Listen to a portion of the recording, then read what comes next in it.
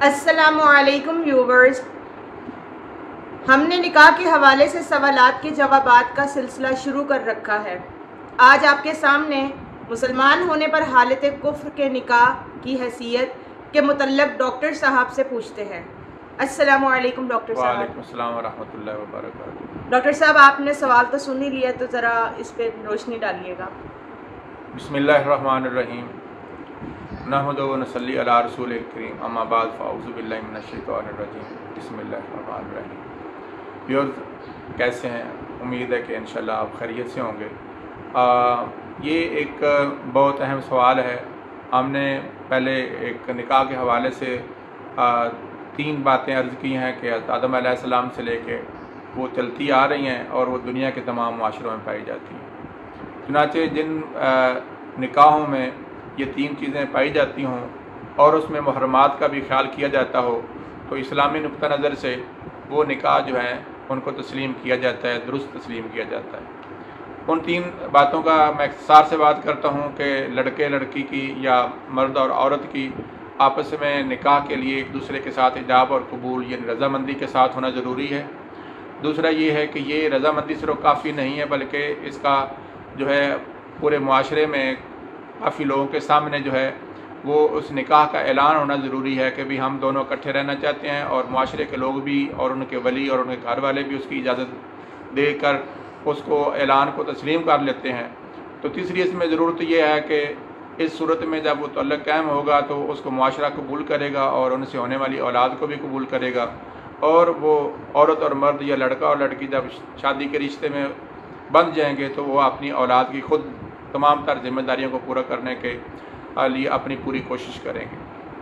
تو دوستو، یہ چیز ہے، اگر یہ تمام نکاح میں عمومی طور پر ہم ہندو معاشرے میں چلے جائیں، کرسچنز میں چلے جائیں، سکھوں میں چلے جائیں، بلکہ دنیا کے کسی بھی حصے میں چلے جائیں سوائے مجوس کے، تقریباً تمام جو لوگ ہیں وہ اپنے جو ان کے محرم رشتے ہیں ان سے نکاح کے قائل نہیں ہیں۔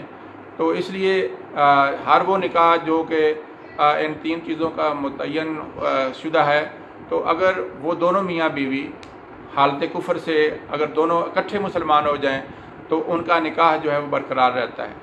البتہ اس میں ایک بات اہم ہے کہ اگر مسلمان ہونے والا مرد ہے یا عورت ہے وہ اکٹھے مسلمان نہیں ہوئے تو اس صورت میں ان کا نکاح جو ہے وہ ٹوٹ جائے گا۔ اس کی حالت کی وجہ یہ نہیں ہوگی کہ وہ نکاح غلط تھا، بلکہ وجہ یہ بنتی ہے کہ جب ایک مسلمان جو ہے وہ کسی ایسی کافر عورت سے شادی نہیں کر سکتا جو مشرک ہو، اور اس طرح سے ایک عورت جو ہے وہ کسی بھی غیر مسلم سے شادی نہیں کر سکتی، تو ادھر سائڈ پہ دیکھیں تو اس صورت میں نکاح جو ہے وہ ختم ہو جائے گا۔ ہاں، البتہ اگر میاں بیوی یہودی یا عیسائی مذہب سے تعلق رکھتے ہیں تو اس صورت میں اگر مرد مسلمان ہو جاتا ہے تو اس صورت میں اس کا اپنی بیوی سے نکاح ختم نہیں ہوگا، اور اگر اس طرح عیسائی اور یہودی کے علاوہ کوئی دوسرا مرد ہوتا ہے تو اس صورت میں وہ نکاح ختم ہو جاتا ہے اگر بیوی مسلمان نہیں ہوتی۔ البتہ اگر یہودی اور عیسائی جو عورت ہے وہ دونوں جو ہیں وہ مسلمان ہو جاتے ہیں، نہیں ہوتے، ان میں سے بیوی جو ہے وہ مسلمان ہو جاتی ہے، تو بیوی مسلمان ہونے کی صورت میں بھی وہ نکاح مکمل طور پر ختم ہو جائے گا۔ تو دوستو، یہ چیزیں جو ہے اللہ تعالیٰ ہمیں توفیق عطا فرمائے۔ اس حوالے سے میرا خیال ہے کہ آپ لوگوں کے ذہن میں چیز آ گئی ہوگی کہ حالت کفر کے نکاح مسلمان ہونے کی صورت میں اگر میاں بیوی دونوں اکٹھے مسلمان ہوتے ہیں تو اس صورت میں نکاح جو ہے ان کا برقرار رہتا ہے اور وہ نکاح نہیں ٹوٹتا۔ ہاں، البتہ اگر میاں بیوی جو ہیں وہ مسلمان اکٹھے نہیں ہوتے ہیں تو اس صورت میں کبھی نکاح قائم رہ سکتا ہے اور کبھی نکاح وہ ہے وہ ختم ہو جاتا ہے۔ اس کے حوالے سے ہم انشاءاللہ اگلی ویڈیو میں ڈیٹیل آپ سے گفتگو کریں گے۔ وما علینا الا البلاغ۔